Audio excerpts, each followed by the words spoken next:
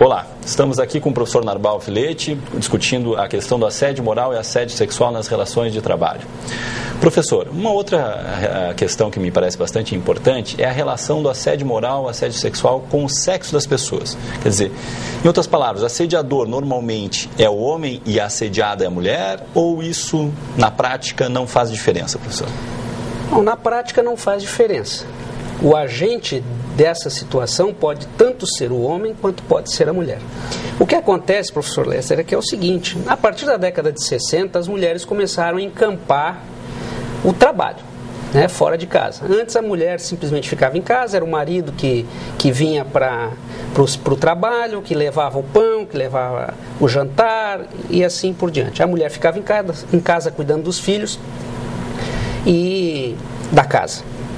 O que aconteceu? Quando há essa entrada da mulher no campo de trabalho fora de casa, elas passam a ter, e como não podia deixar, não é diferente, as mulheres começaram a galgar cargos e hoje são altas executivas. Nós temos nas empresas altas executivas e pessoas que mandam como chefes de seção, essa coisa toda. Ela passou a ter o poder perante a hipossuficiência do empregado mais subalterno, vamos dizer assim. Então, hoje em dia, o assediador tanto pode ser a mulher quanto o homem. É óbvio que no caso do assédio sexual, por uma questão orgânica, por uma questão psicológica, geralmente é o homem que assedia. É o homem que sai da caverna para procurar sua parceira para procriação. Perfeito. Isso é inerente ao ser humano. E então o que acontece? Geralmente é o homem, mas como eu disse ainda há pouco, nós vemos naquele filme Assédio Sexual, sim. Com a atriz Demi Moore, em que ela é assediadora. E o sujeito, Michael Douglas, que é o ator, se sente constrangido, se sente assediado porque ele tem uma família, ele tem filho, ele tem mulher, e para ele poder ficar trabalhando, para ele permanecer na empresa, ele tem, ou teria, que cair nas garras da mulher. No filme tudo terminou bem, mas na vida real a gente sabe que às vezes isso não acontece, né, professor? Como a gente costuma dizer em direito, cada caso é um caso. Cada caso é um caso, exatamente. Professor, outra questão que me parece relevante é até que ponto, né, as condições de trabalho, ou as más condições, enfim, as condições de estresse, de cobrança no trabalho, pode influenciar na questão do assédio moral, principalmente, né? Há alguma relação entre o tipo de trabalho realizado, o ambiente de trabalho e o assédio moral? Lógico. Nos trabalhos em que as pessoas são mais estudadas, para falar um linguajar assim mais tranquilo, o assédio é visto de uma outra forma do que aquele do chão da fábrica ou daquele de uma oficina mecânica. Porque lá na oficina mecânica, se eu peço para o meu colega jogar a chave, ele joga e a chave resvala e bate em mim, eu já digo uns impropérios para ele e isso é tranquilamente, isso é assimilável, né? Isso é assimilável. Agora, numa empresa em que há pessoas estudadas, pessoas com formação, talvez esse tipo de situação leve a um dano moral, né? Agora, o que é importante colocar é que algumas situações de empresa, como nós vivemos num país capitalista, a nossa Constituição é clara, nós estamos num país capitalista. O que nós queremos num país capitalista? Nós queremos eficiência, nós queremos produção.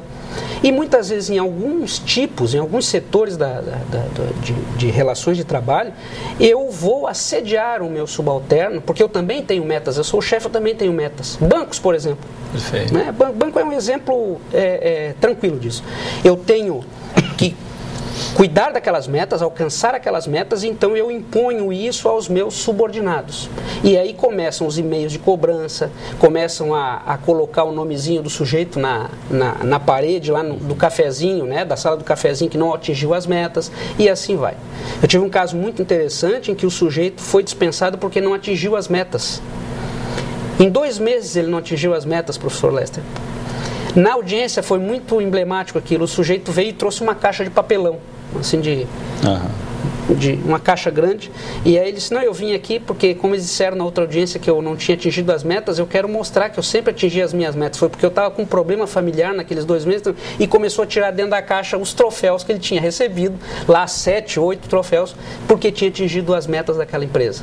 Então, o assédio, nesses casos em que a cobrança é muito grande, o assédio também existe de uma forma maior. É importante dizer para o telespectador que efetivamente se constitui o assédio pode ser, então, essa exposição de forma a denegrir a imagem do funcionário, porque ele simplesmente não está atingindo as metas, né? E isso a própria competitividade vai estimular, né? Acho que esse ambiente, né, capitalista, né, essa sociedade que nós dizemos capitalista, de urgência, né, de massa, de rapidez nas coisas, de cobrança, né? E entra aí uma questão muito interessante, professor, que é a questão da tecnologia, né?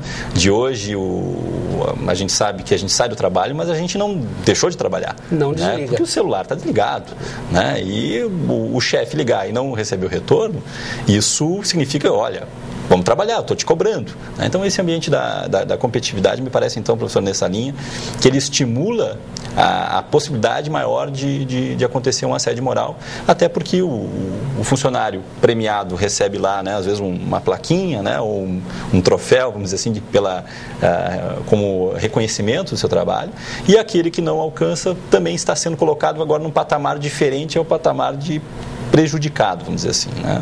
Importante dizer isso para eles.